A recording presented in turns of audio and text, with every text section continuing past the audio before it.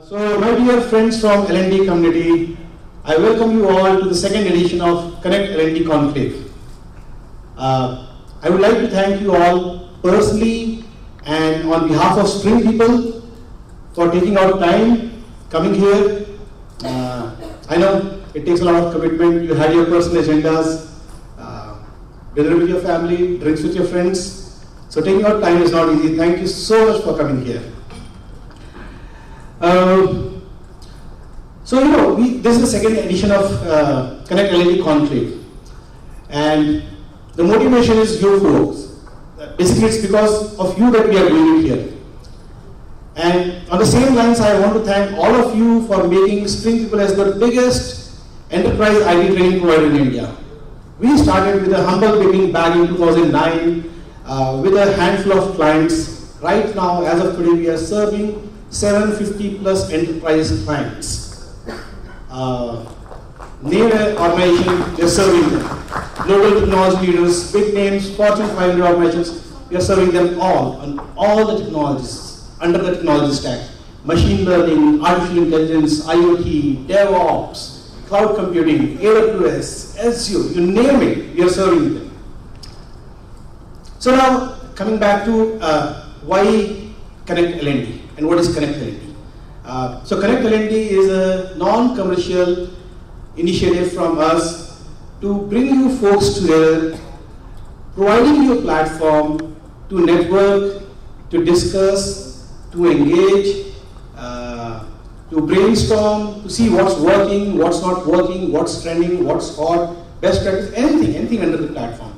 And I keep getting this feedback quite a lot from all of you that, for other functions, for HR, for technology, there are so many platforms, webinars, seminars, conferences, whatnot, to bring them together. But for L&D, I think there are very few platforms like that. So that is when we initiated this Connect L&D program. Under this program, we plan to do various activities and events. One of them being this conclave, where we want to discuss a hot pertinent topic, where we want to figure out, discover together what's working, what's not working. The other one, what we do regularly, monthly, is a L&D webinar, an influencer webinar, where one of the senior guys from the L&D community, a CLO, a VP, a head from L&D, comes and delivers a webinar. The last webinar was delivered by one of our panelists here, Nikhil. In addition to webinar, we are setting up an online community, a WhatsApp community, where we want to provide you a platform where you can instantaneously discuss your ideas, communicate with each other. So we are setting that up. I'll come to that at a later point in time. In addition, what we have done is we have set up a data labs, a big endeavor we are trying to do, to come to you guys with industry report, with meaningful insight in what's happening in L&D industries, what people are doing, what business want, what's working, what are the trends, what are technologies, what are the various courses, what are the delivery modes, a lot of things. We have set up a data lab that is doing research. It's a big endeavor, it's a tall one, and I think it's going to be good at least 2-3 months before we are able to come back to you with the first industry report. But we are working on that, and I promise you it's going to be one solid industry report that I'll come back to you with. Right. And there are a few more things that we are planning. It's on the cards, so in due course of time we will discuss about that. But the most important thing, we can't go on this journey too far without your support, quite obviously. We need your help, we need your support to really walk this path. Whether it's the conclave or the webinar or the knowledge bank, the knowledge repository we are trying to create. We need your support in creating that knowledge repository as well. So there is a feedback form on your tables that you can fill after the event, and you can actually show your interest if you'll be interested in maybe speaking during one of these events, in sharing your knowledge, in contributing in whatever way. In addition, you can tell about next conclave, what you want the next conclave to be, any kind of feedback that you have. Please feel free to share that. Coming to the plan for the evening, quite straight and simple. We'll have a panel discussion for around an hour. After that, we'll have an open house Q&A session where you guys can interact with the panelists. That will be for around half an hour. That will be followed by networking over cocktail and dinner. And that is one awesome part. In the last event, we had a lot of people who actually went back, and then we had quite a few people who stayed back, and we had wonderful, chit chat for a couple of hours. So I encourage all of you after the event, after the Q&A session, please stay back, chit chat. It's a wonderful time. Without any more delay, let me introduce our panelists. And as I take name, can I please request you to come here? To start with, we have got Nikhil. He is Director, Organizational Development, People Transformation and New Capabilities with Flipkart. Welcome, Nikhil. That's the moderator chair for you. Right. So Nikhil will be moderating this panel discussion. And then we have Uma, who heads L&D at Infosys BPM. Uma, please.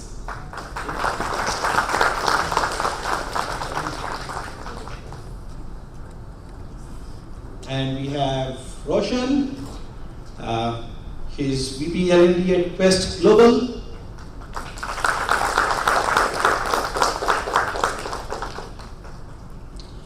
I'm sorry.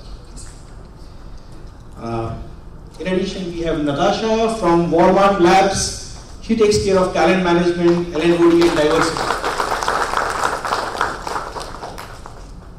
And finally, we have Arun. He is our expert on machine learning. He is a lead trainer with SpringPeople, and he has recently founded an organization called Techcovery Solutions, providing consulting on machine learning. Thank you all for accepting our invitation to be part of this panel. I'm sure we'll have a wonderful panel discussion. I'm sure all of you will go back home with some understanding on what's working, what's not working, when it's working. While we're setting up the mics, I'll take a couple of minutes to actually share interesting experience I had this evening. Rightfully said, Friday evening, rainy Bangalore traffic, and you people have taken out time to come here. Before I came, I actually tweeted that I'm looking forward to an evening full of learning. And while we were waiting for the kickoff, I think I've already had a huge learning 1 hour with this set of panelists. I'm already feeling so enriched. So all of you have invested time to come here. I think it's a great investment because for the next 1 hour, I'm going to be learning twice as much as you guys get an opportunity. But use the half an hour after that, make the most of it. Their experiences are literally phenomenal. And I hope some of it is something you can take back, start experimenting with immediately, and that makes it relevant and actionable for all of us. This is fun. So, to kick it off, we had some discussions around what our experiences have been.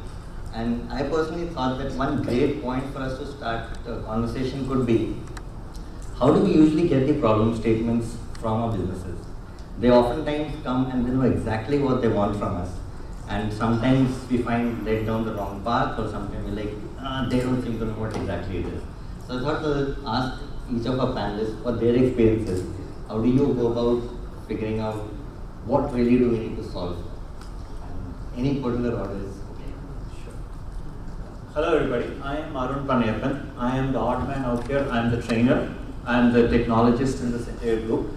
Right, so most of the time, Nikhil is a technologist. Okay. Okay. So most of the time when there is a new requirement or an opportunity, right? So I get to be told what the opportunity is, right? What is more important there is not when something the business tells us the opportunity, right?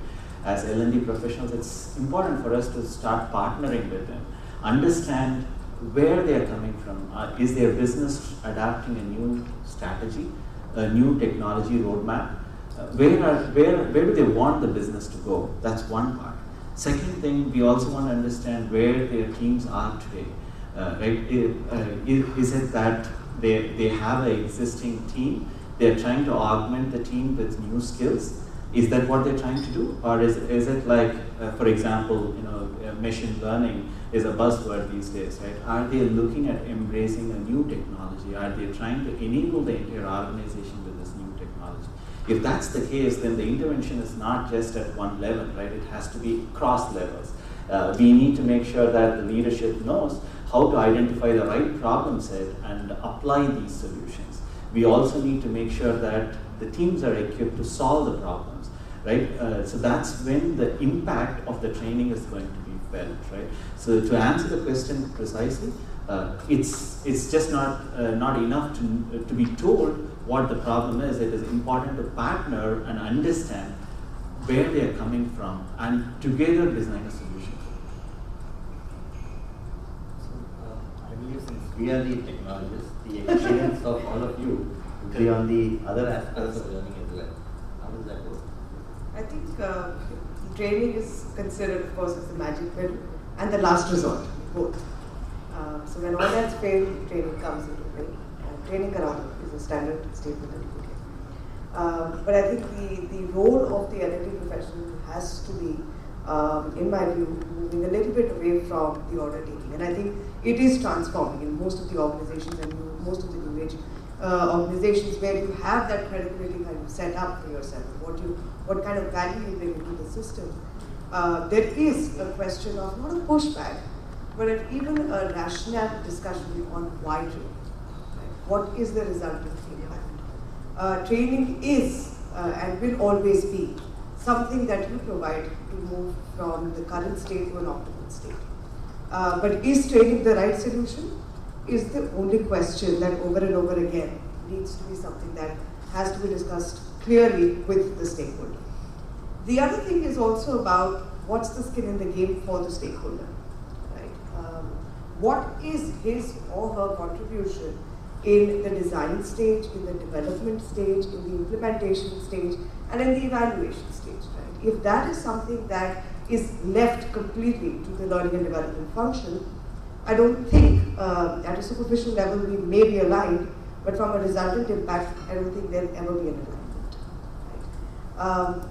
The skin in the game for the stakeholder, as well as very clear perspective and clarity around what the end state should be, should look like, and definitely what are the measures for success in between. If they are something that's been agreed upon very clearly by the L&D and by the stakeholder, I think you've reached an agreement which is a workable solution. And it's absolutely fine in between to go back to the drawing board and see and evaluate if training is not the right way, and some other changes need to be brought about, or if training, of course, needs to be, instead of training, just could be a mentoring kind of an intervention, could be a peer support. It could be a subject matter expert, in fact, a conversation. So it's absolutely fine to iterate as you move along, right? Be nimble, but yet have clear objectives of what you want to achieve. And whatever gets you there is essentially delivering what the stakeholder needs. Right? I think that's my take on how we sort of partner with our stakeholders. So we're a tough audience, but we get the point back. In fact, based on what Natasha said, I'm reminded, and I'm sure many of you would also resonate with me. A lot of times the delivery comes back and says, we want a team building project. We want a team building intervention. And a lot of times it happens that if you're not asking, we go ahead, plan out on a very, long experiential exercise, etc. But then, when you go back and ask, you realize that there is a conflict happening within the team, and the manager feels that just by doing a team building exercise, the entire situation is solved. So today, if someone comes and says team building, I want a team building exercise done, my first response is no way. What is it? Why exactly? Team building is not the panacea for all evils. I also want to cite another example of how we partner with the delivery. We have a program called BTMT, Build, Train, Monitor, Transfer. We work across many geographies, and creating bilingual engineers is very important for us.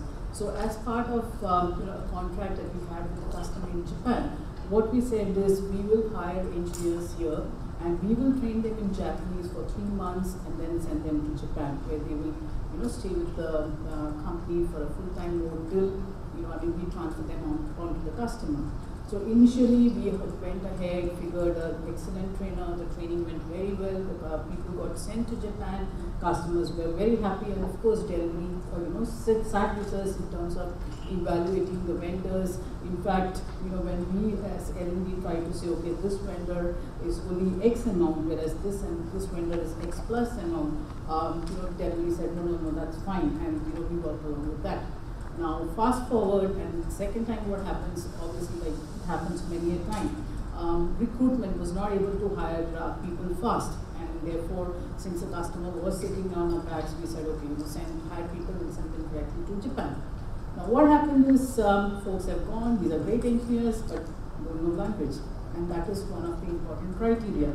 So now delivery got back to us and said, okay, now we need to do training. So we looked around in Japan, trainers are very expensive.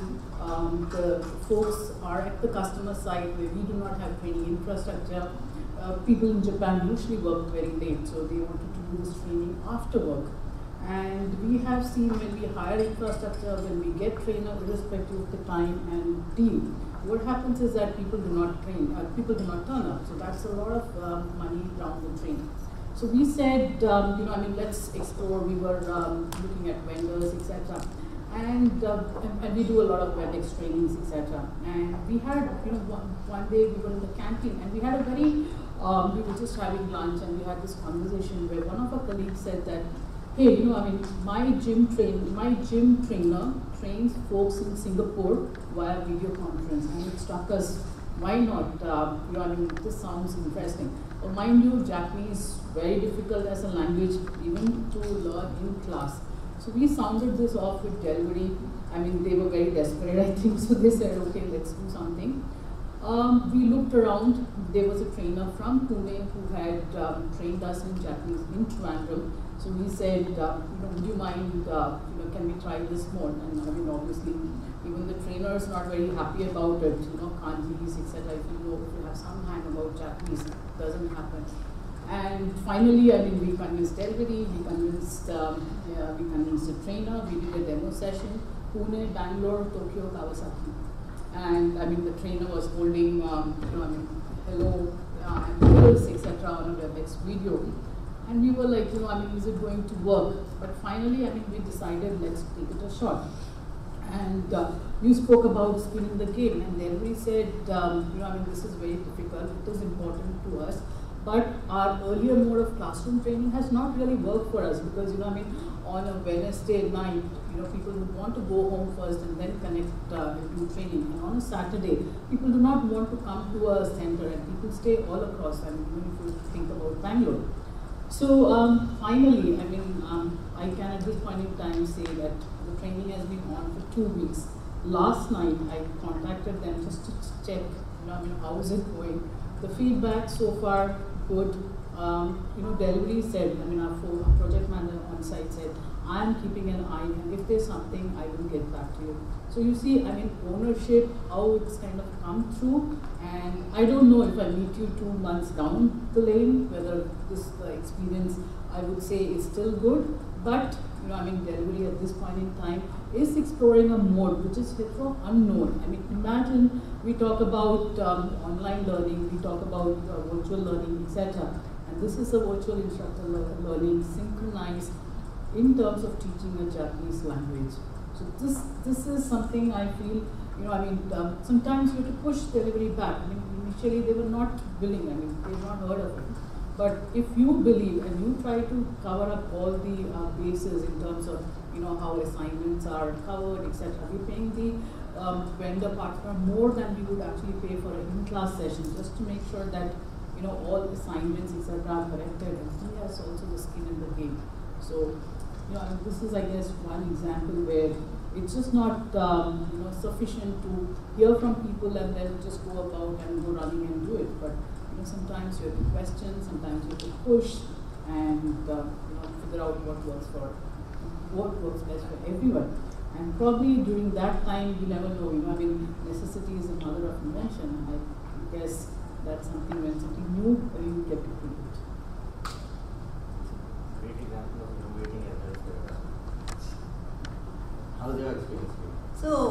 Nikhil, to answer your question, I think the key message is, do you, as L&D practitioners, do you want to do a postman career job, or do you really want to add value and some insights to your stakeholders? And I think that's what the essence is. So I had an instance where the delivery team came back to me and said, look, I have around 1,000 folks who have spent close to about 4 to 5 years in this role. And they've not moved any level up or moved laterally anywhere. So I think looks like we need to do some training for them. I mean, that's the easiest solution that they find, and then they come back to us and say, can you do this program for us? And I think for us L&D practitioners, and I think that's where we add value, we need to push them back and say, hey, let's understand why are these folks really not there where they have to be. It's not necessarily a skill problem always. It could be to do something with their performance on the job, or it could be to do with their capability in terms of how much and what they can do. So it's important for us to push them back and understand what those challenges are. And what I'm trying to say is, as practitioners, while we know what L&D is and what we should do as a function, it's important for us to tie and connect them to the rest of the organization, so that we know whom to draw in and make sure that they have a solution. It's easy to say, no, I don't think I can do this, but also make sure that you have the connect with the larger organization and bring the right stakeholders and give them the solution. So they see you more as some consultants rather than some guys sitting here and trying to put some programs together. The other challenge also could be the guy who comes and asks for a solution could be the problem himself. Many times I take him aside and tell him, look, I think you have a challenge, like she said, you want a team building program. Is it to do with the team, or is it to do more with you? And the moment you start using some of your psychometric knowledge and stuff like that, you realize the problem is more with the gentleman and this team. And then I tell him, look, I think you need to do first some kind of assessment to see where your strengths and opportunities are, and then try to understand what your team opportunities and strengths are, and then try to build on that.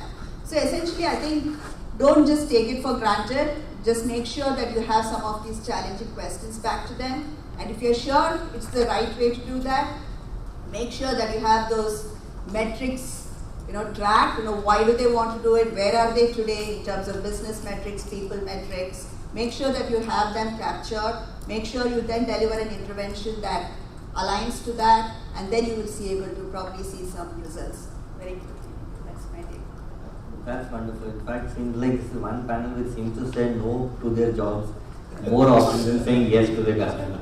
You can't please everyone. Yeah. We can't. But that's a question I'm also curious about, because more often than not, we find our customers coming in with this mindset. We have to be as much evangelist educators for them. Quickly, any one or two tools or tricks which have worked personally for you most effectively to get them to start thinking, wait, there is some merit in this question that's important for me. So most of the times,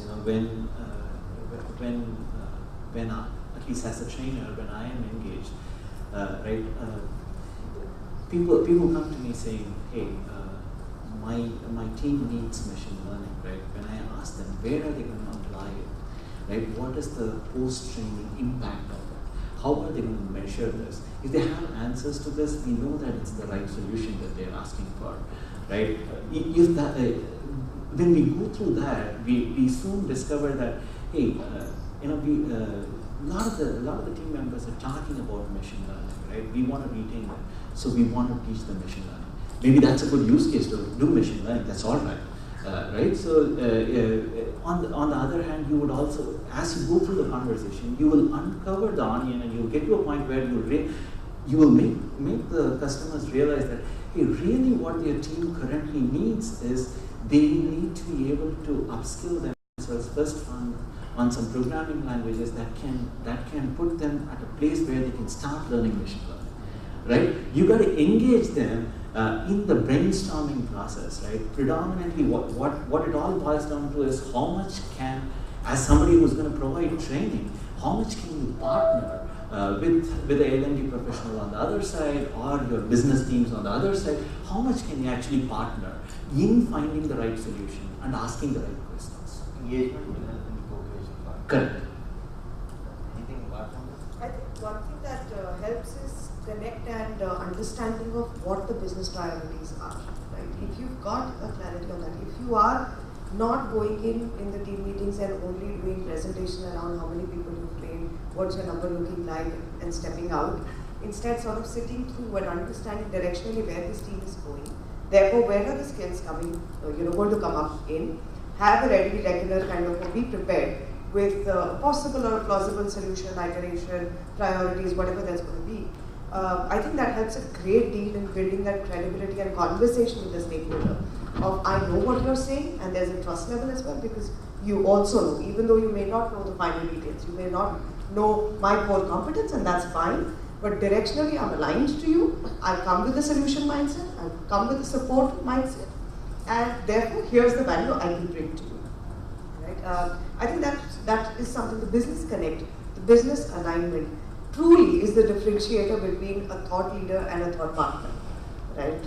And I feel the thought partnership, at least when you're working in business and specifically in technology, is critical when it comes to credibility and the kind of value that you bring to the table. Yeah, I think I'll be very honest here. I would love if people were to come and say, I want XYZ training. I am, while we talk about institutionalizing learning, etc., I work in an engineering services company. I mean, in terms of building capability, people come with X capability, we have our competency assessments, etc., etc. But besides that, if someone were to come and have a conversation saying, I want to do X, Y, Z, I would be the happiest person. So, we are at this point in time struggling to get onto that road where, people will come and say, okay, we want to do this X, Y, Z, etc. Now, so it's not that, we're just letting people be and not having conversations in terms of what is important, etc. After a lot of beating and when things don't work, we try to plug into promotion policies, etc. Well, that's not also helping too much. I think people are not caring too much about promotions. But a recent example is we said there's a group who's been identified as succession pipeline. And I've been after them saying that, hey, we need to do something. Just your current level of performance is not sufficient. You need to prove your leaders, and then you need to go up, do things differently in order to move up. A lot of time, things didn't go anywhere. We just kept on having these conversations. I kept on making beautiful heat maps which showed that here's your readiness, R1, RN, R2, etc. Finally, we got this head of delivery, and we had this conversation, and we said, we identified what are those areas that, if someone were to move from a center manager to a DU leader, what are those capabilities that needed to be developed? If someone were to move from, let's say, a DU leader to the next level, what are those capabilities? We rounded up people. We had a very clear conversation with them. This is the head of delivery and me, and he set the context. I said, I'm not saying anything. You guys don't want to do anything, don't do it. At the end of the day, I have better things to do. And he set the context. He said, guys, you are on the succession path. If you do not do certain things to develop yourself from where you stand today, you are out. When I say out, it's not out of the company, but you are out of the race. And we cannot be more upfront than this. And then I took them through what is it that we put together for them, and we gave them sufficient time. We said we'll have all these forums where we'll meet. Here's the reflective journal they need to keep, so on and so forth. So you see, there are areas we are struggling as a company to have people, to use the resources. We have plenty of them, but at every point when I have to renew contracts with our partners, I'm questioning why are we even doing it when the utilization is just 60-70%.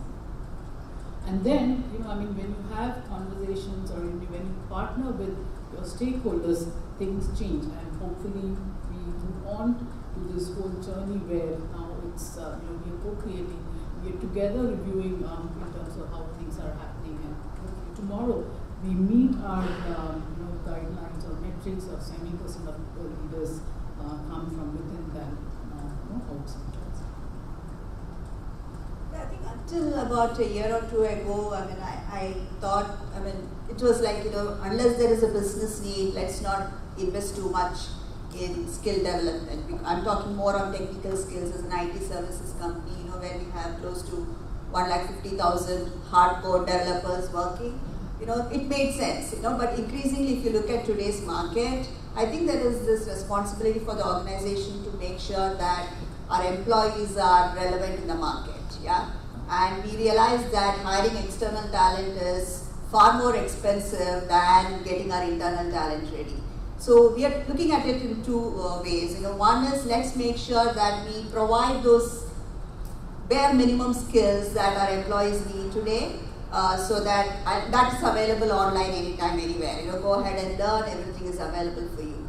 Wherever it comes to real hardcore projects, specific client requirements, that's where we really have a very good investment going on to make sure that we can take them into a class, provide them the necessary infrastructure, and provide those necessary skills. There, of course, we track the need, why should we do it, why are we at all investing in you, what is the outcome of this, and I think we need to have a right mix of both to make sure that we provide the necessary opportunities for learning, because today you can go learn anywhere, right? You don't need necessarily a classroom and a trainer to do that. So make sure that you provide those opportunities and let them know it's available, but wherever it's required, make those investments and retain those folks. That's how we look at it. That's an interesting point to bring up, because when I view the India service provider to the org, the big question that always comes is, should I invest more in targeted interventions and have much higher impact potentially, or do we invest equivalent or higher in generic broad-based ones? And it's always a toss-up between one and the other. When we hear about partnership ecosystem in this context, which one would you want to invest more as an internal entity? So this depends on the use case, right? So there are times where across the organization you are trying to enable yourself on a particular technology. You're trying to onboard yourself on something specific. Right? So that's a case where you'll have to go across all levels. Right? You'll have to have specific programs that are run at a strategic level, then at a tactical level, and equip everybody across the board. Right? And there will also be instances where you are looking at, there is a need for a specific project, right? There is a new skill, this is a one-off skill that's needed, it's a temporary requirement, right? And we just have to execute on this program, on this project, on this product for a temporary need basis, right? Or it's only needed for a small pocket of the organization. Those are the cases where you'll go for a targeted, focused training for that group, right? So it really depends on what you're trying to solve. Right? If it is something that if it is a strategic initiative that really goes across the board, yes, you need to have a holistic program that will equip the entire organization. And if it is a very specific requirement which is needed only for a small subset of the people in your organization, do it in a targeted fashion. We're in a either-or kind of a situation. I think it's an and it's accumulation. It has to be accumulation. There will be skills that pervade all kinds of levels and requirements which are mandatory, and you could have different modalities to have them delivered. You could do it by classrooms, you could do it by e-learning, curated course content, whichever way.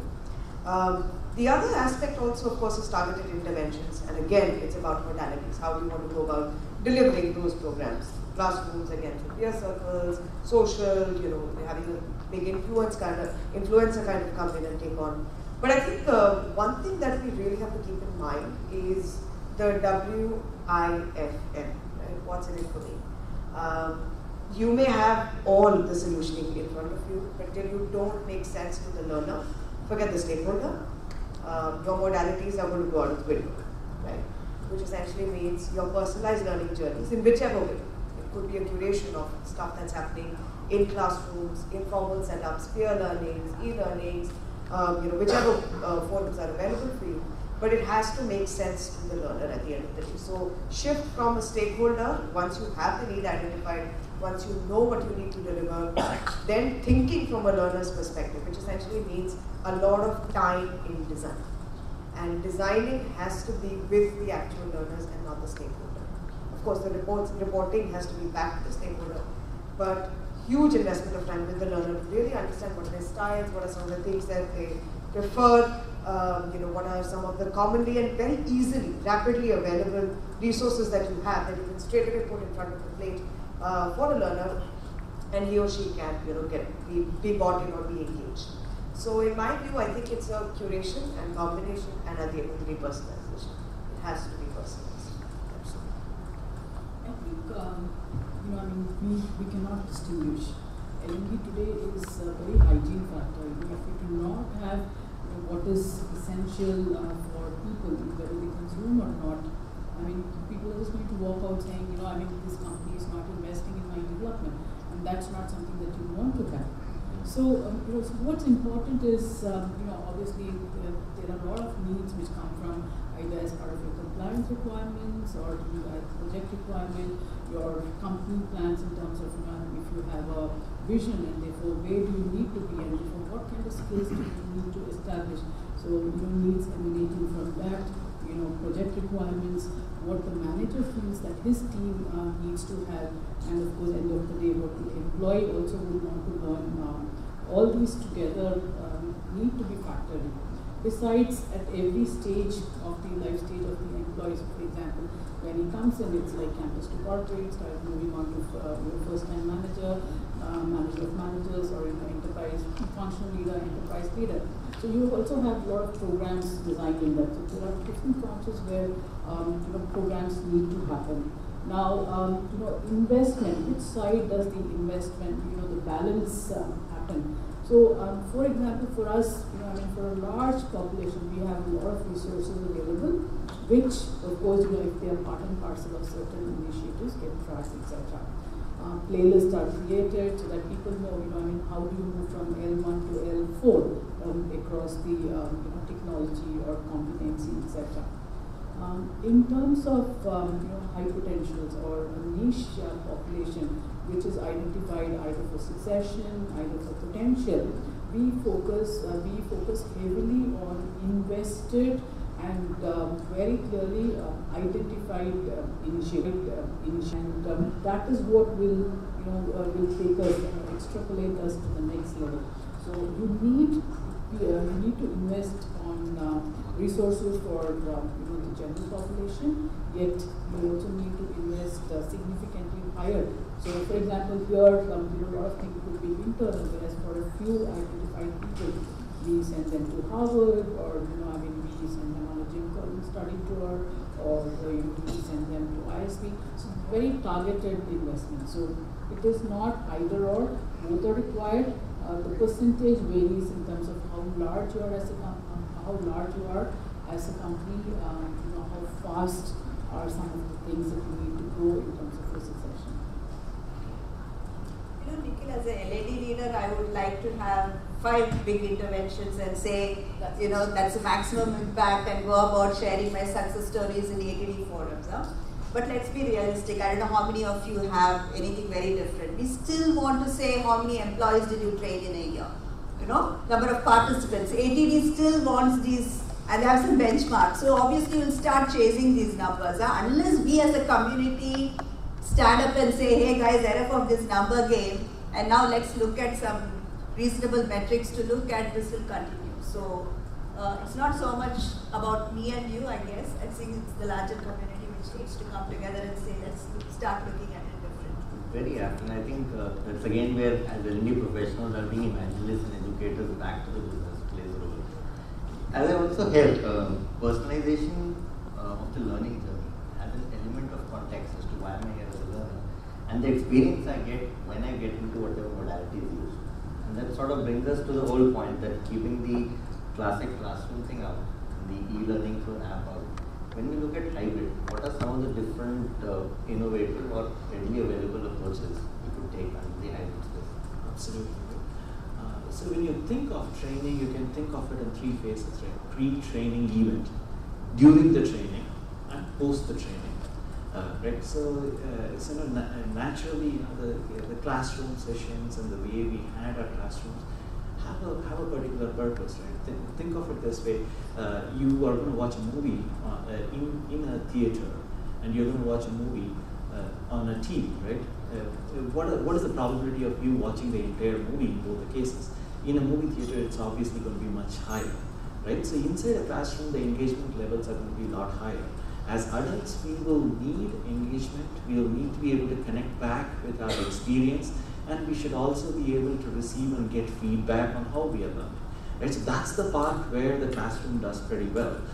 Right? So, but when you talk about the pre-learning, right? So if you need to motivate, pre-training, where you need to really motivate a concept, an idea, right? If you want to induce the idea of where to use machine learning, how should you use machine learning, get people excited about it, that can very well be done on an online forum, right? And while after you've done the training, right, post the training, you want to keep a group that is active, which is working on a project. You want to offer them suggestions on a longer term, right, which is not feasible on a 3-day, 5-day time frame where a typical training works. Right, post the training in order to generate an impact. If the participants are going back and they're going to actually do a project, that can well be augmented with the online platforms that are out there. Right? You could create a group, you could create a GitHub account where people can actually commit their code. As a trainer, people like me could go back, review their code, give them suggestions, interact with the group, keep the community active till the actual business result that was aimed for has been achieved, right? So when you put all of this together, right, during the training, your chances of success are a lot higher in a face-to-face mode, and before and after, if you can use the 21st century tools like webinars, social groups, right, and source code repositories that can be kept online, and you could continue the communication, the chances of us having a winning experience would be a lot higher.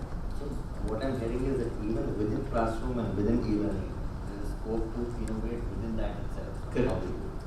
That's fantastic. That's correct. So I think for me, any topic for that matter has to be a learning journey, and it has to be a learning path. And with that, I cannot isolate it to a classroom program only or an e-learning program only.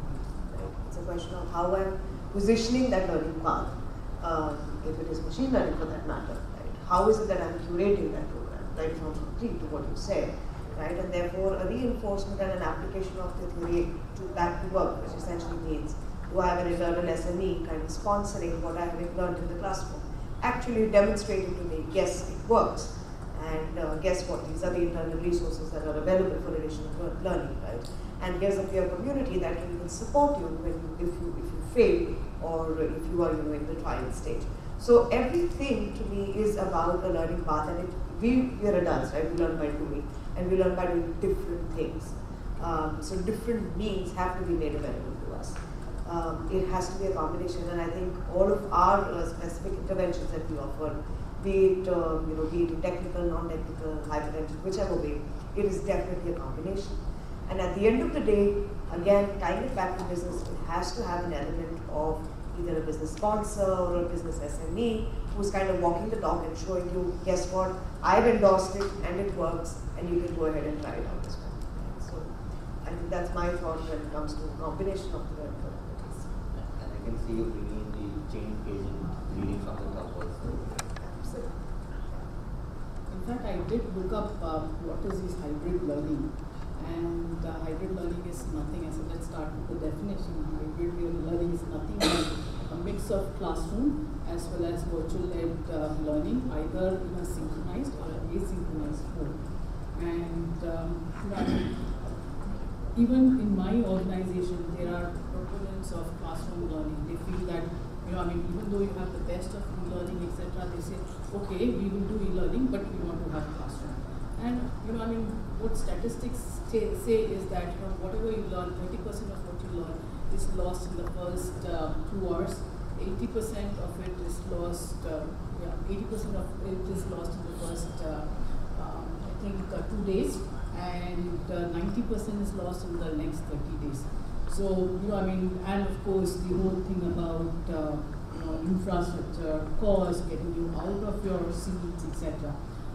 While it is important that we have classroom learning in some modes, etc. What I've realized is, and I'll give you an example of a leadership development program that I've been running for the last 6 years. We had this program 6 years back where we are based out of 13 different countries, and we used to have a program in India with in Bangalore, for example, we sign up with IIM Bangalore, in France with INSEAD, in Spain with one of those organizations, in US with Harvard, etc.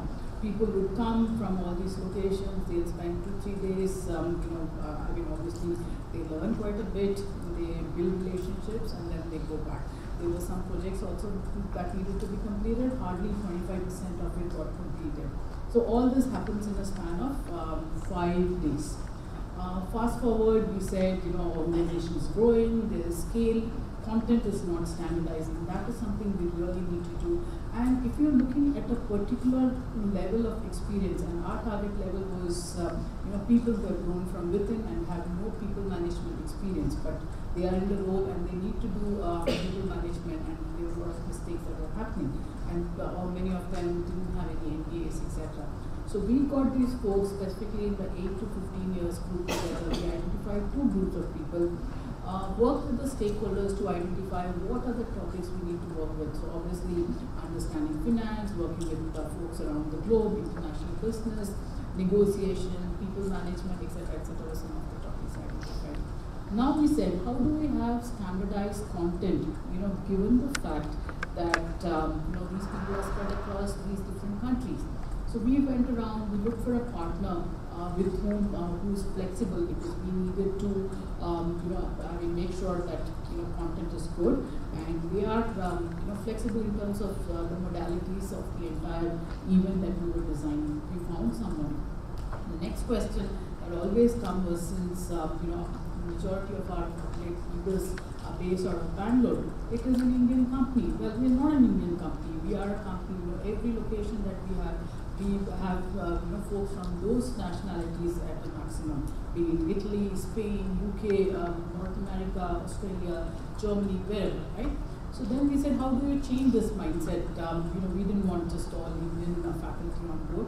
So we went around and we found, with this university we had liaised with global faculty, so faculty from Australia, Singapore, North America, Malaysia, India, Canada, and you name it. We had the faculty, we identified topics, we started. Then to speak about, we said, obviously we need to have a global sponsor, and whom but to lean back on our chairman and CEO, who was saying, I think leadership development needs to be at the forefront. So I said, okay, come sponsor it. And he's like, okay, fine, I don't have much time, but I will definitely sponsor it. So we got together, and then we said, how do we build, if we were having an online program, how do we build components which will get back to resonate with people in terms of application? So here are some components of the program. We have an online module which talks about foundation. So that goes back to making sure that they understand online. Then we have case studies, very relevant to the industry that we are in, the verticals that we work in. And this is what all these people get together and have discussions with their peers. So then they said, oh wow, we are connecting with peers we knew existed, but we never knew they had such wonderful experience. So then peer reviews. So that's what used to happen. Then we said, we flipped the classroom, so which means the online, while it was happening, when individuals used to do online individually, we used to have faculty webinars where the group would get together and have discussions in a live mode. So you see, we flipped the classroom. Theory got done on their own, but what was happening in terms of discussions, etc., happened on a live mode. Thereafter, we said we need to have projects. Every year we have an annual leadership meeting. In the last 20 years, we have acquired 13 companies. We have various challenges, whether they're acquired or not. So let's work on these, live projects. And the projects have a sponsor. People work together across different geographies. So I need to identify a project which is not in my functional area, but in some other area and work with, these projects are 2 people, 4 people kind of projects. Then we said, our guys don't write. We don't see them writing. So we said, let all of them write a white paper. We will identify a set of topics and they will write and they can add on to it. So we added that component. And we also said, where is the organization perspective coming into the entire program? So we added this leaders as teachers component where we have a CFO talking about finance, we have the chairman who started the company talking about his whole entrepreneurial journey, and when the head of people function or the CHR talking about people management, different technologists talking about different topics like machine learning or artificial intelligence or IoT, or we also have heads of delivery talking about why it is important to manage not only people but also keep the top line and bottom line in mind. So together we rolled everything into a 10-month long program, gave people extremely high visibility, and made sure that they get the choices, projects, etc. 6 years today, we are running the program for the 6th year, 95 to 98% completion.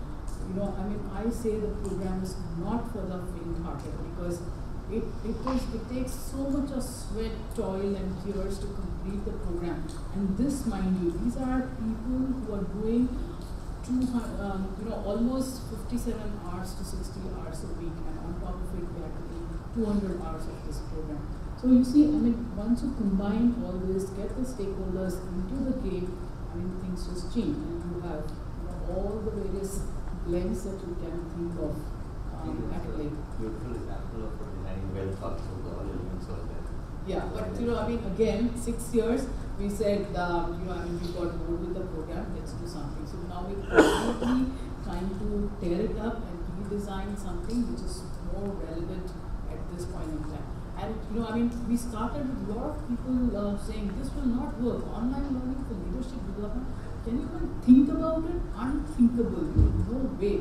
And today, all our folks who have got promoted. When I looked at the statistics, 57% of the population who got promoted at this level was from this particular group. People who have moved into different roles, taken on different roles, moved across countries, taken various different roles, etc. And today, people, sales has made all its people go through the program.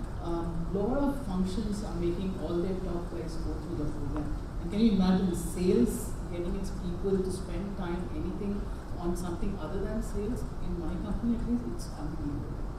So, your experience also would cover different kinds of I was just saying, our education system tells us, what to learn, but it doesn't tell us how to learn. So unless and until that changes, this is my personal belief that pure online training will never work. And my experience has been that I tried that many times in the last 15 years, at least in the last 5-6 years, it's not really worked. But the fact that you bring a facilitator in between to moderate those sessions, capture those learnings and throw it back at them, again push them back into some online module and take a learning journey where you have a combination of both, works relatively better. And I think it's a factor of so many things. The skills that you're talking about, I don't know, some people talk about, training people on communication through online. If you don't talk, how do you really start communicating? So I think we need to be practical. We shouldn't create a hype around it and start using technology just for the sake of using technology. But let's really understand the learner's mindset and see how we want to push that. I just want to summarize it with the rest my colleagues have spoken about. I totally agree. But the one thing I think which we don't do much as L&D practitioners is really promoting and branding our offerings. Often we deliver, we leave it there. We don't really push the message hard in terms of how has it worked, who has benefited from it, and here are you need to keep reminding people that there is something available here.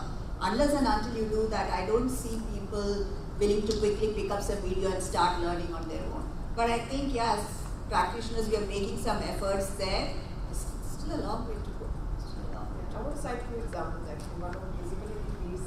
It actually took me back a little bit back in time, and I was the one who was resistant to it, where in our engagement surveys, learning came as one of the areas of I don't have visibility to learning opportunities. And there was enough and more communication going on in mails or through the LMS tools and multiple channels, right? To a point where one of the business sponsors said, hey, you know what, why don't we just put Stanley right at the reception? I was like, see this, we are going back in 1995, who does that? And he's like, no, do it, trust me, it'll work. And okay, you want to make it modern, add some QR codes and add some things around it.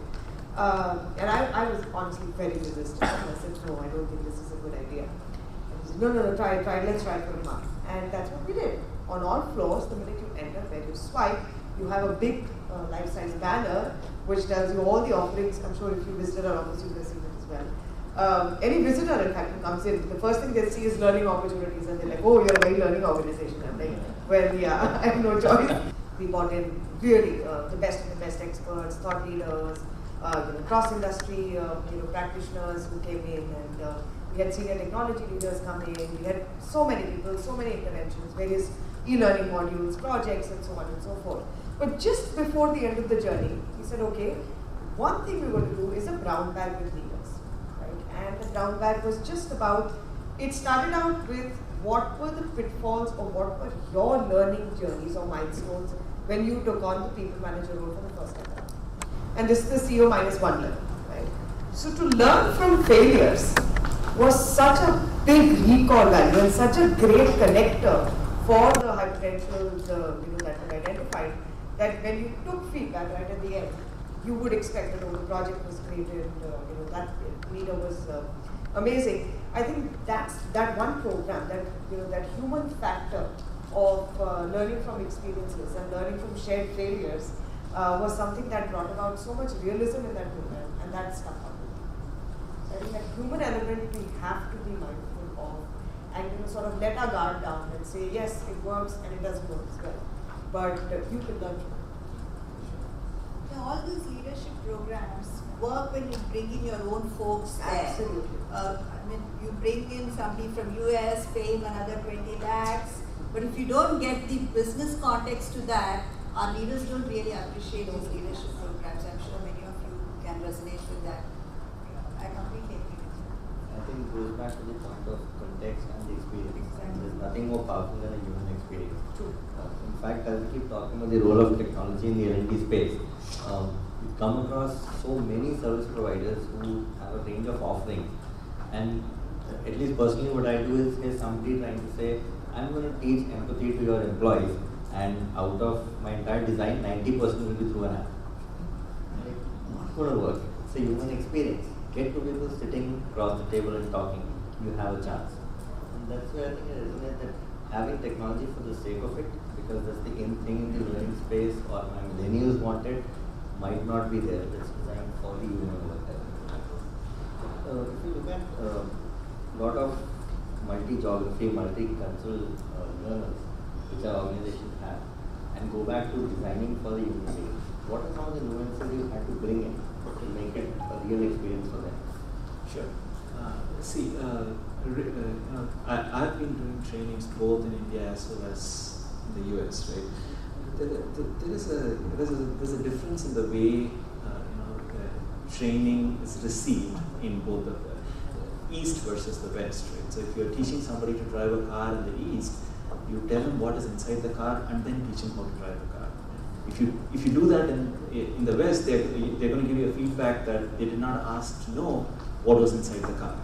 They just wanted to know how to drive the car, right? So we got to be very careful about these nuances, right? So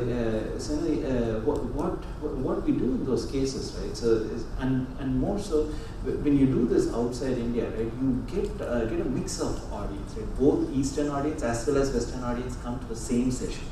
Right, as somebody who's engaging the audience there, right? The trainer is in a catch-22 situation, right? So there, the tool that I use and that works for me pretty well is, I organize my training slightly differently, right? So the design for the training is, first I make sure that I cover everything about what is machine learning, or what is kind of questions, right? And then I go into the details. The dive deep part comes a little later. The hands-on comes a little later. In India, the way it works is we do hands-on throughout, right? We go dive deep throughout, right? But there, I intentionally layer it differently, right? So that and we also set the expectations very clearly. For those of you who want to know just how to drive the car, listen to me for the first 1 day or 2 days, right? And beyond that, I'm going to go deeper and tell you what is inside the car, and I'm actually going to open up the engine and I'm going to do some work inside it, right? If you're interested to continue along, right? So when you set that kind of expectations and you work that way, it works in a mixed audience, right?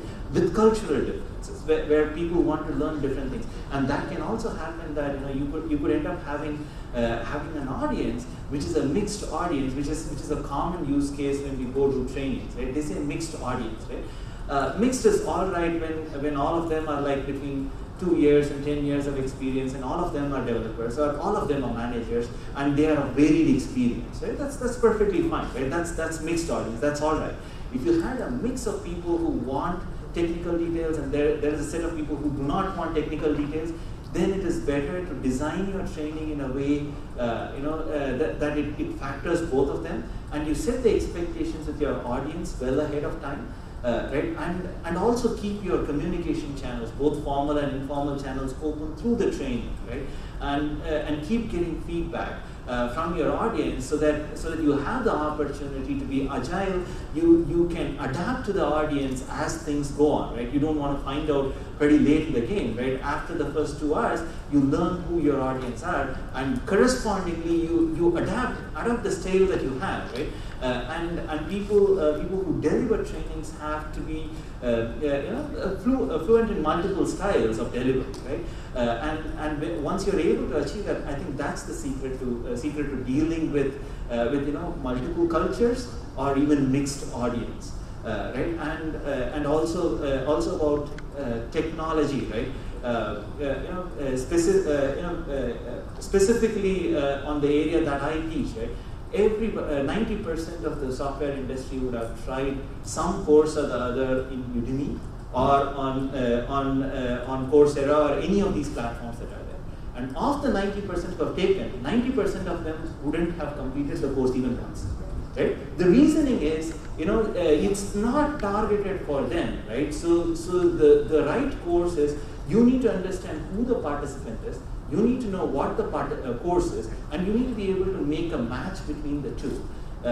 The e-learning courses are going to work out when it is supported or augmented with a solid mentoring system, right? After the course, after I deliver a training course, I understand the participants. I'm able to make recommendations. After that, if they continue doing this course, it's probably going to work for them the chances of them completing the course is much higher. If you build that kind of ecosystem within your organizations, the chances of people exploiting these resources are going to be a lot higher, right? At Amazon, for instance, we had a very strong ecosystem of mentors and buddy system which was there, where mentors would know their mentees inside out, where they are, what their current skill set is, what is their learning style, what courses will go well with them, and when they make those recommendations, right, the clutter can be beaten a little. So I just remind me of an interesting incident for an open sign-up behavioral program which we used to run. I thought it was an incident. There was a set of people who signed up for it, and then they sent me a request to say, can you give us the scientific research behind why we should be doing this program? I thought it would be one-off. Now it's an experience, and I actually have a repository, ready research papers for you from that category. Read this, that's why you should come for what you want to come for. So I hope your experience is a bit softer than that, or as bad. No, not that strong, but definitely. So I want to cite an example, of a leadership course that is standard across Walmart, and I think this is a program from a design point of view, I really do look up to it. We did work with an external thought partner, great organization and college and all of that, to design the program. But the beauty of it is that it's a 4-day long management training program. Okay, and at 3 levels. So first time manager, manager of manager, and then at the leader level. Now, this can work for people who have the time, who have the patience, who have the energy, who have the commitment to sit for 4 days, learn everything in a classroom, experience it, and walk out. Right? This will not work for India, technology audience specifically. This will not work in China, primarily because of the language barriers. This will not work, in a supply chain department where every hour is critical for you. This will not work in a customer-facing department where again you have transactions and customers to deal with, right? So the way the program's been designed is each content is a module, right? So it's a modularized content, and the module is again learned by doing. There are only 4 slides per topic. That's it. Those 4 slides, I can have a conversation for 40 hours with you, or I can sum it up in 4 minutes. Right? But the key crux of it is the activity, which I can do anywhere, anytime, and I can link it back to the business objective. So either link it back to our core competence, link it back to our values, link it back to what our priority for the year is, whichever way. Right? I also have e-learning support for it. I also have a leader talk pre-recorded on the same topic. So every country, every geography, every team, every level has a choice to pick up and create a mix and match of what works, right? But essentially, underlying principles remain consistent. So even though it's translated in Chinese, Korean, whatever language, you know that the messaging is consistent, and whether the 4 are done together, 4 are done over a period of 4 years, 4 are done over a period of 2 years, it doesn't matter. But for you to make a transition to the next level, you need to ensure completion. So one way or the other, you'll get the messaging right, but you may not have to go through similar experiences to get that messaging right. So I think that's a model I really do look up to. It's worked beautifully. Anywhere, consistently across the world, the feedback is never below 98%. Right? So I can't even, of 2.3 million associates, half of the associates of our manager pool rather have been trained on it across the world, right? And it's phenomenal. It's a phenomenal experience altogether.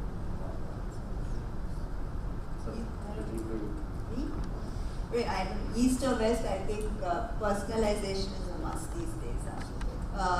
I think the audience more or less expect the same, how relevant is it for me? And increasingly, one of the things, like you said, make sure that you get the right people into the program is very, very critical. And we as L&D folks really don't spend much time to understand what is this level of competency and why is he coming here. You don't really challenge. As long as the seats are filled, fine, I'm good with that. And then you realize it boomerang. So while we can't do that, I think what we can do is probably, that's what I think works well these days. You just translate, make them bite-sized learning modules and not really take them through the entire 2-day program. And there you're very clear as to what the key objectives and the takeaways are. So some of those folks who really need it walk into the program. And then it's much better in terms of the receptiveness or their appreciation for the program. And that has worked well because increasingly folks can't sit through your 2-day program and lose their billing and productivity.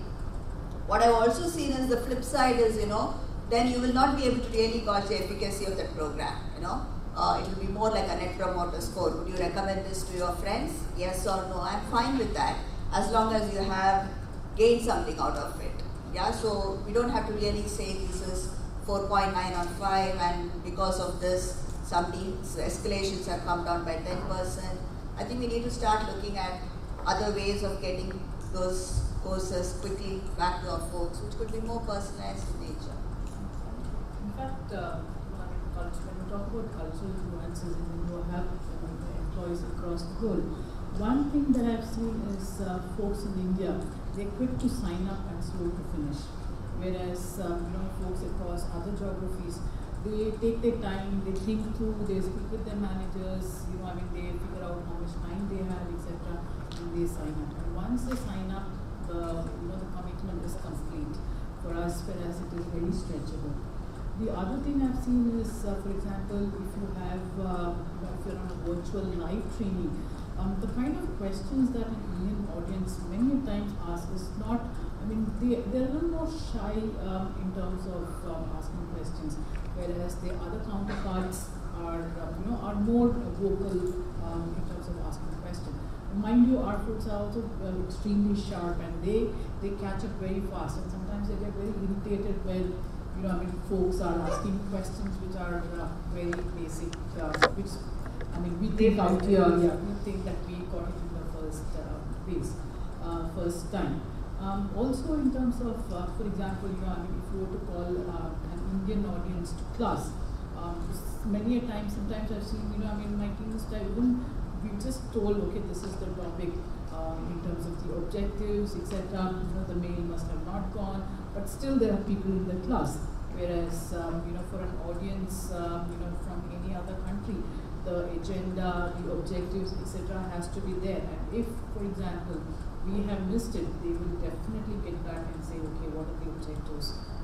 How is it going to help me? And we have to be very clear in terms of making sure there is no I think it's very well put and well timed, given that we have an audience, and to engage them, I think if it's fine, we can open it up for question and answers from all of them.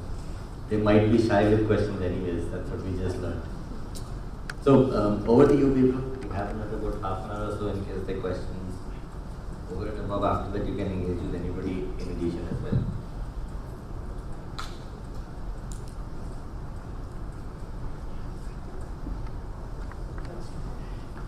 Question to you is, of course, we have discussed about classroom training, the online courses and the hybrid courses. See, for the classroom, we have a very clear duration that's defined, whether it is 2 hours, 2 days, 5 days, whatever it is. Similarly for online, when you're starting the course, you know exactly how much time it is going to take and by when you can complete. Although you have the flexibility, you can stop it and continue whenever you want. Now, when you are talking about hybrid model, although there is an online resource that you will use, but with an intervention in some training, right? Now, how do we estimate the kind of time frame that we take? Like, say today you have an online course for 2 hours. Now the trainer comes, he may just take 10 minutes to explain, or questions and answers may go on forever, and it may take, instead of 2 hours, it may become eventually 8-hour training program. But the team may not be really prepared for 8 hours of training. Initially they are prepared for 2 hours, but now it is getting stretched and stretched. Of course it is useful. So how do we plan for this kind of training? Please share your experience if you have been implementing this kind of hybrid kind of models. Just what that goes on. We implemented the same hybrid model, right? So the way it worked was, prior to the training, we did a webinar to motivate their audience about what is going to come their way, right? So that's just a webinar. And during the training, we identified a project. As a team of participants and the leader, we agreed on a time frame, like you would have any project plan, right? Like you would have any project plan. We came up with a work breakdown structure. We also said, at the end of the training, we also said, this is the amount of time it's going to take for us. We split the group with teams in them, right? Each one taking a part of the project, working on it together, and we also calculated the time it will take for an integration to happen, and we also set it up like a hackathon model, and together as a team, right? How do you estimate in a normal project? You would do a poker model, right? That's exactly what we did. This is also a project. We did a poker model, right? We did an estimation together. We said this is the time we are all comfortable to come back.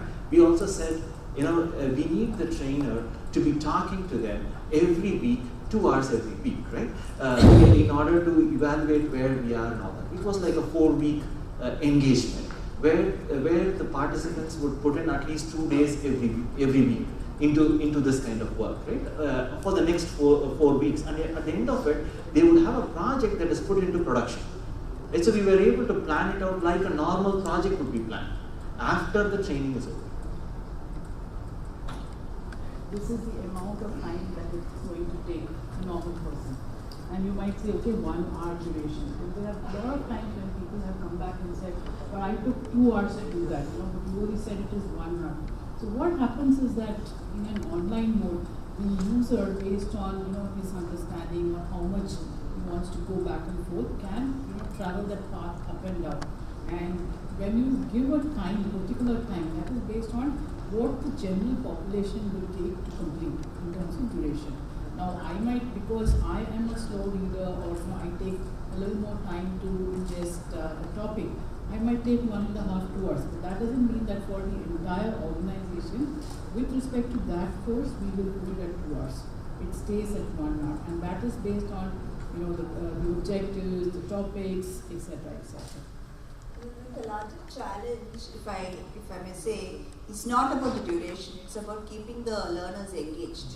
Correct. Yeah, and that's where we will have to use different mechanisms to keep them tied to that journey that we are talking about. We could use leaderboards and give them some credit points, build some healthy competition, or even if we are the live synchronous sessions, not the e-learning, where you are training them on a virtual mode. How do you really use those tools to keep them engaged? Otherwise, they'll be on their emails and this presenter keeps talking for the next 4 hours. So using those tools that you have, whether it's part of your Adobe or Cisco WebEx, they're wonderful tools, polling questions, chat bots. How do you manage those questions that come in? All that becomes very, very critical. And I think that itself is an art, and which is very different from your conventional classroom training, train the trainers that we do. But that needs a whole lot of practice and exercise to get it. Hi everyone, Ravi here. Of course we do classroom, hybrid trainings depending upon the need and the availability of people. So my challenge is, how do you ensure people are accountable for their learning? Now usually people think, the responsibility of learning is L&D's, it's not mine. So is there anything, anybody has implemented such thing on ensuring accountability of learning is individuals, it's not L&D's? In my experience, two things really play a critical role even before the intervention starts. Natasha mentioned what's in it for me, and that's where the context and the rest of the panel felt the skin in the game is important to build up front. So if that context and that buy-in of why that specific training is going to be useful is done up front, that really makes a world of a difference. At the end of the day though, I personally do feel that every individual has a different propensity towards learning. A lot of baggage also comes from our school teachers and how we experienced it. And the same what's in it for me will not be relevant for everyone in the room. So you will still not possibly get close to a 90 or 100% kind of a takeaway. But if you keep these two elements in place up front, even as a facilitator when you start, it sort of takes care for at least more than half of it. That's what's worked for me so far. See, I would also like to add, as L&D people, the owners of learning is not on us. We are enablers. The onus of learning is on the individual and his or her manager. And we have to make it very clear to the stakeholders too. We cannot be, we are the conduit. We are the enablers to make, the design, to make sure that the correct interventions are provided. But, we cannot have metrics saying how many people got trained. That metric has to be on the individual as well as on the managers. So that is something that needs to change. A very simple example essentially of how we try to do this. We honestly, being a large organization has its advantages, and then of course there are some challenges as well, right? Tooling and technology is something that we are far from, at least in India. We're not out there yet. We're struggling to get to that stage. So at this point of time, our invitations and everything is happening via mail. Right? That's the only way. Primitive, but yes, that's how it is. But if you get an invite from L&D team versus you get an invite from your manager, whose invite will you accept? Whose invite will you accept? Your manager, right? So that's the role we play. We design everything. We even go to the extent of designing the invites that you need to write. All you need to do is send it from your mailbox to the people and say this is the team that's going to support you, right? Automatically that buy-in and that interest comes in. Small ways to do it, but essentially why I'm doing this, who's driving it, it's not some team in HR which has thought of doing this for me and wants me to go ahead and do it and some benefit will happen or it's a day off work. No, my manager is pushing me to do it, there's got to be some logic to it, right? It may or may not be connected to exactly what my needs are identified in my IDP, my performance conversation, my career journey, but if it is something that my manager is recommending, I have no choice but to pay heed to it. right? The second thing is also the follow-up that the manager does at the end of the journey. We share feedback. We are the ones who share feedback on how the journey went, your quantitative inputs, everything shared back with you. But the manager's onus is to have that brown bag to say, okay guys, how you went for the program, you liked it, these are the numbers, tell me what's the impact. Or how is it that we can work together to take it to the next level, right? Those kind of follow-up conversations if you're a manager, and again, I'm going back to what's the skin in the game for the manager / business leader. If you don't get to that, the whole point of I'm put in training because there's nothing better for me to do, or my calendar looks free, let me just go and see if there is any training course that I can sign up in, right? I think that's the shift that brings about a solid seriousness in why I'm doing what I'm doing. But if you do have, of course, the benefit of having structured, identified gaps, and you've got a 360 and a live IDP running, then obviously you know what you need to do. And you can correlate why you're going for what you're going. But yes, so my point is around business taking the forefront and you being that the co-consult. Right? If I can add to that experiment, when we tried similar variant, the realization was that the manager suddenly said, wait a minute, can you first teach me how to identify the right training for my folks? Because now he's saying, I believe in it to go for this, and now he wants to be sure about it. Why must it be? Yeah. That brought accountability in a very different way from the ecosystem itself. To add to this, right, one of the things I commonly see in trainings that we do in India, right, if you walk into a new training and you ask the audience, how many of them actually read the course data sheet? What is in the course? Right? You'll be surprised, 80% of them wouldn't have read it. 80% of them don't read it. The first thing, it's not about manager wanting me to go attend the training, it's about me wanting to learn this. How much am I going to enjoy this, right? The love for learning has to come within, right? So when that is there, that is when people are going to take ownership of learning. And I also, while I say this, right, there is also a good segment of people who naturally want to learn, and you would see them stay back, pass the training, go very deep with you on conversations, want to learn, right? So that population also exists. It's really about putting in the right mechanisms to make sure we identify the right people who are motivated to learn the right topics. I just want to ask you a question. In our company, we have a target days to complete for each participants. The number of days, I don't want to disclose the number. These numbers are there to complete the participants. What managers do, they're just pushing their colleagues to go same training again and again. So when complaints come, so I have done this training again 6 months back, I'm again pushing for this training. So how L&D can work out in this to interfere this? And there's one more thing which how we can do as L&D, like suppose sometimes what happens, X person wants some training, which is not a part of his career, what he is doing right now. So if you can give them some other training which he wish list, what he wants to make something for motivation, can L&D interfere and then do something like this? So, did you ask me? Anyway.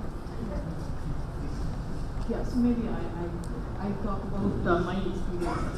We have a learning management system, and if you have attended, every classroom training, for example, let's say communication 101, right?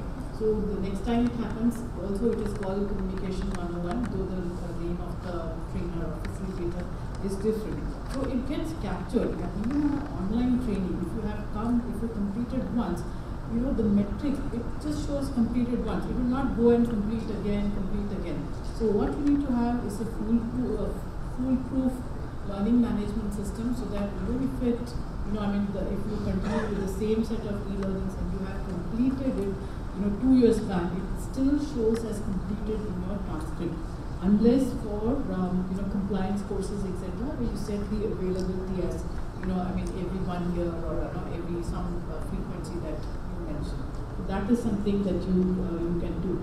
And and for these managers who are sending people to attend the same training, you could at least ask them to send them for something else, so that they gain. That's something that we would do. And not that people are wanting to attend the same training again and again. So my perspective goes back to what Roshan was sharing, that we as a community need to stand up for where the business needs to go. So honestly, you will get what you're measuring around. So somewhere being able to influence, to say this might not be the most effective measure because as you can see, this is how it's being used or exploited, is going to be critical to have as a conversation so that more relevant metrics can be looked at.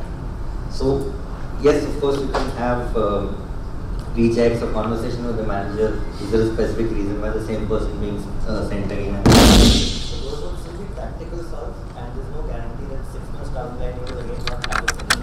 We're looking at a learning culture shift to the outcome, where it's not a let me just get it done, but okay, let's get something out of the time being spent over there. That's where I would say invest your efforts on influencing it. Yeah, I'm sure these days employees will also protest. I mean, why would I want to be sent to the same training again and again and again unless I have not reached the required capability that I'm supposed to execute? Because the participant got transferred to some one LOB to different LOB. And that LOB has started a baseline training still completed. So usually, I mean, if you have a perfect, if you have a good enough learning management system, it will show in the participant's transcript that he has completed this. And it doesn't matter that he moves from one vertical to the other vertical, etc. Even when he moves across countries, the same record can show. I think it's time to put the manager through some training and tell him what to do and what not to do. Correct. Correct. Also look at the selection of courses that you have, right? Why is the manager forced to send his candidate to the same training? Are there not enough competing content that is available out there, not enough courses that are there that the manager can push his people to, right? So he wins at the same time his employee also wins. I think it also boils down to knowing who's coming for your course. You need to know beforehand. It's not a surprise element. That a person's coming into the room 3 times and then you're like, oh, at a feedback level, you're like, oh, but this guy came in 2 days ago, right? I think you need to have a stronger control on who's going to sit through and who's not. And if there are, people who are, trying to twist the system or work around the system, it's high time for us to kind of stand up and say, well, if there is something significantly different that you want to learn and you want to refresh, then please go ahead. Else, I think this is not the right thing for you, or there's something else in offer. But, I think there's got to be a lot more control on who's in the room, who's having that learning experience. Because at the end of the day, they're going to give you poor feedback. And that's your metric that you're reporting, right? That's a metric that you get measured on. So why should you get dinged for somebody who is playing the system or, not working, who's working around the system? I think the other point is also around, a lot of times we keep the data to ourselves. And this is a conversation I keep having with my team members as well, right? We hold training data like it's our Bible, right? This is our baby. This is our gem and jewel. I think the question is to make it out there. It's got to be public. Obviously, you need to keep a track and control and check measures on who's using it and for what. But to keep it visible and right out there, where person-wise, a manager has a visibility, just like you do, on what has been his learning journey through the tenure in the company, will let him to make a lot more informed choices than to pick up one course and say, okay, you keep doing this and this and this over and over again. It may just be a case of oversight, but I just don't know, right? I'm a new manager to you. I feel this is relevant for you. Go ahead and attend, right? So I think shared database and of course from a learning point of view, a little bit more control of who's in the room and who's not goes a long way to keeping your credibility at stake. I do believe there's one more question there. Sure. I'm Himanshu from JDA, and my question is in the context of technology and the generation of learners that we deal with. For each of your organizations, autonomous versus prescriptive, what's working better for you? Autonomous for us. Do you need us to go into detail or just this was that? This is strong both. No, so I would honestly say it's both. It's both. There are certain hygiene skills, whether you like it or not, you need to know, right? And it is going to come to you in one way or the other. Modalities are different, but it's going to come to you. But that's, I would say, right now, trending to 30 to 40%. 60 to 70% is autonomous. You have a curated courseware in front of you, you have all platforms, you have a budget, use it the way you want, use it how you want it, keep some control, keep your manager in check. show us some kind of benefit. Keep your manager at least informed of what's been the benefit and all. But it is a combination. I don't think we can move to 100% anonymous or 100% prescriptive. I don't think we'll even have people who be engaged at all. One factor, of course, is one advantage I think we have today is the whole learnability quotient, right? Any survey over and over again for the past 2-3 years, if you see, of course, career journey and quality of job is the top rated reason why people are choosing the company. But second is skill development. You pick up any survey and it tells you the same thing, right? So the learnability quotient, the interest at least in learning, the commitment to learning, you have that, right? It's just a question of how you're going to mine that and how you want to go about engaging them to turn out the kind of metrics or that kind of result that you want to drive. So in my case, definitely it is effective. I'd like to qualify an answer. For us, it's autonomous because as an org culture, we very consciously are fully democratic. Nothing pretty much is prescriptive. So L&D also is not mandatory. It's not measured in that way at all. So hence it becomes an autonomous. The moment you get prescriptive, you lost the new learner in that case. See, we work in the aerospace, aero-engine, defense sectors. For us, almost 40% of the stuff is prescriptive around compliance, around competency, and competency building capability and process. There is no going around it. It has to be. For example, recently the GDPR came into existence on 25th of May. I mean, it was a do or die thing that everyone had to do it. So, around policies, processes, competence, compliance, there is no autonomous and also transitions in the employee growth, like for example, first time manager, etc. It is not autonomous. It is prescribed. When it's a question of survival, people will go to any extent and learn. I remember 3-4 years back when Agile Scrum and all of this came into picture.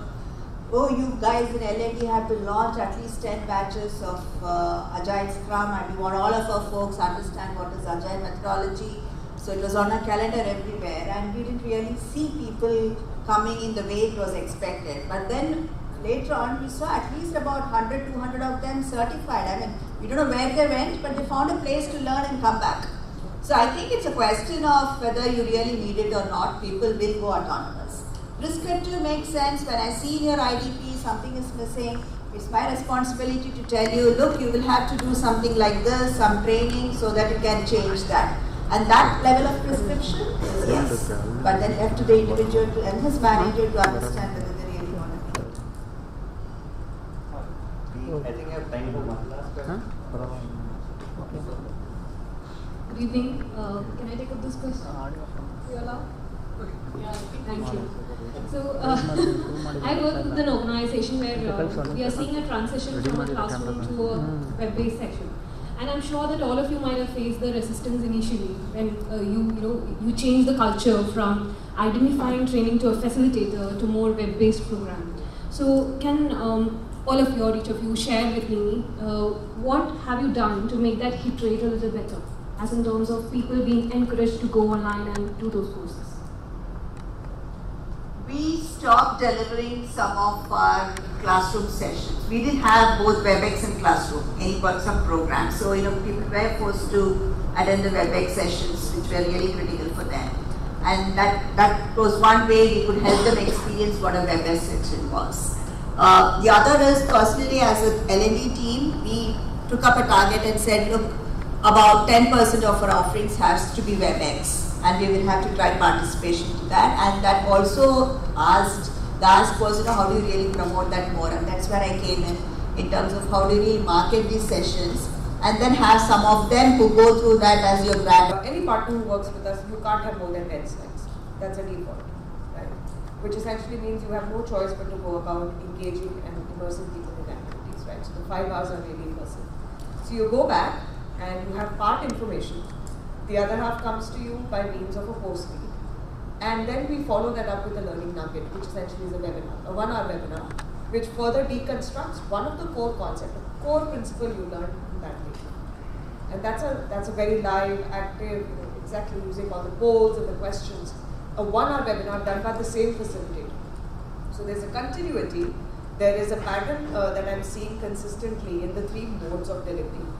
And of course, I am interested because I got half information and I want to know the other half, right? So that's a way that's helped us a great deal in driving, specifically in the areas of non-technical, I would say. It works very well.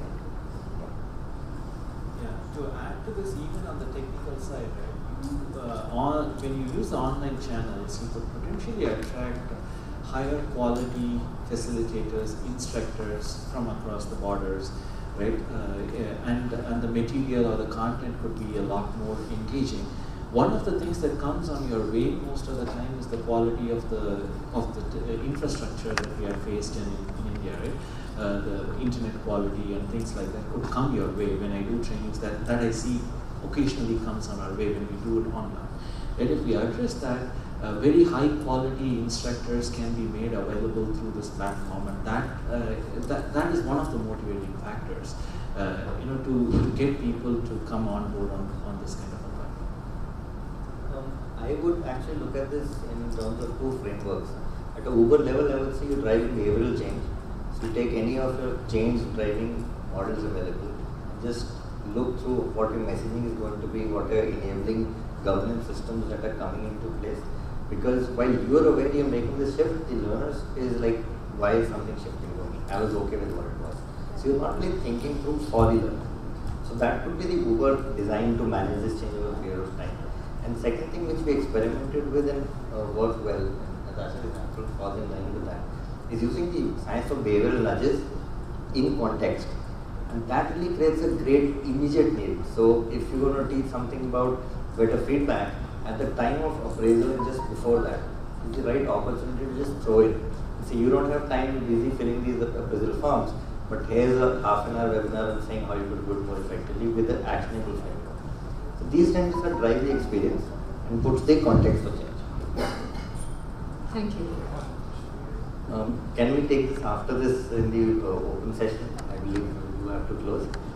But thanks all. Panel discussion, an engaging one. I think apart from all of you, I myself had quite a bit of learning. We are your partners in ensuring the learning happens for the teams, and I had similar kind of concerns, similar kind of questions. I think a lot of those got answered today. Thank you so much for creating such a wonderful discussion, and thanks for such a fine audience for coming up with such pertinent questions. Another good news I want to declare is, very soon we will be coming up with awards for the L&D community. Again, I see that is lacking there. There are awards for other functions, developer community is the biggest one. There are awards and recognitions all over the place. L&D, I'm not sure there are many. Are there many? There are many for L&D at pan-India level, not at local level. Right. So maybe I need to get better at that. But in addition to that, we are working with few organizations to really figure out how we can take it to the next level, and we want to recognize and acknowledge the work people are doing in their areas, how they are taking the L&D and organizational development to the next level. And I think over the next couple of quarters, we will be coming out with that and being able to really acknowledge the people who are doing some great job. Right, so I think this was a wonderful session, and this will be followed by networking over cocktails and dinner. Sorry? Yeah. All of you have a great time.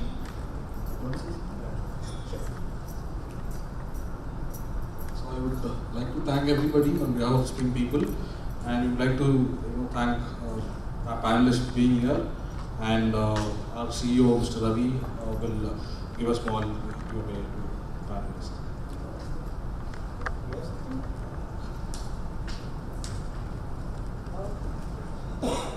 Ms. Uma.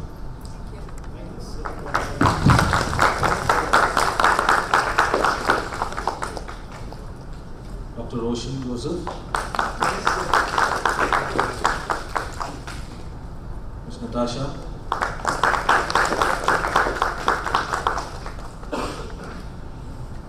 Arun.